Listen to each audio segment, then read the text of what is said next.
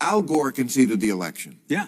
Hillary Clinton got in her purple suit. Yeah. Okay, that's just the worst one to fight that on. Maybe Stacey Abrams wasn't as gracious as she should have been. Yeah.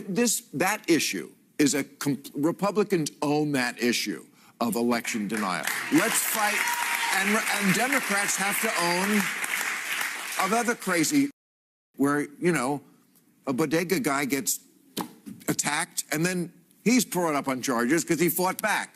Yeah. Go to war on that.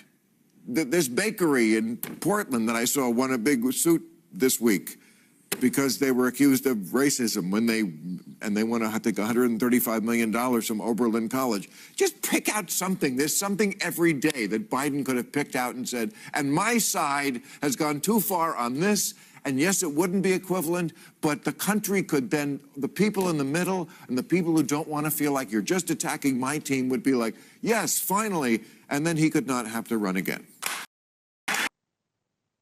Okay, so what it was missing was not, even in Bill Maher's own words, making it seem as if something is equivalent when he knows it's not equivalent, so that it would be balanced.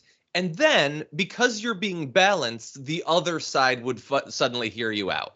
So the right wing would not have focused exclusively on it looking like you're in hell or saying that you're declaring war on MAGA. If he had just brought up the bodega, or if he had said something about the bakery, then surely Fox News would have been very nice to him.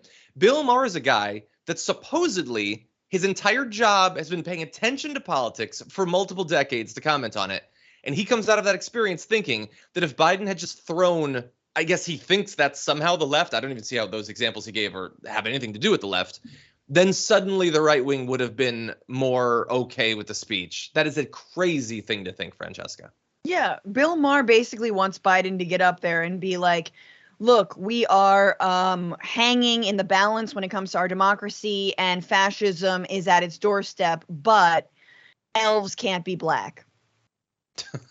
Like, that's like essentially what he wants to say, right? Like, oh, but, you know, like, hobbits are all white. Like, is that, but the Little Mermaid, it totally was a redhead. Like, just the amount of false equivalence, which, what does that do?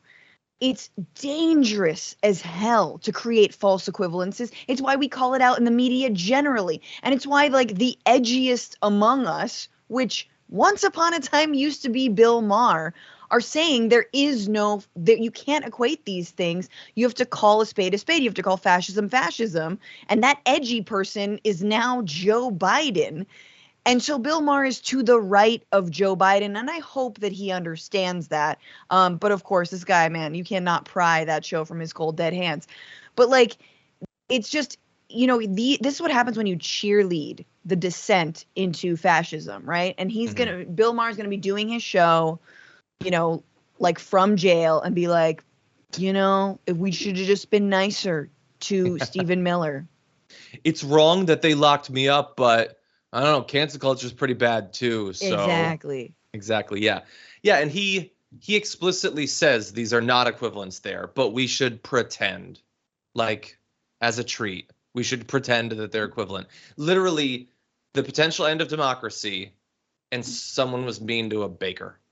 I don't even know who. It's a regular person. It's not like, not the president, not his aides. It's not a coup. It's someone was mean to a baker.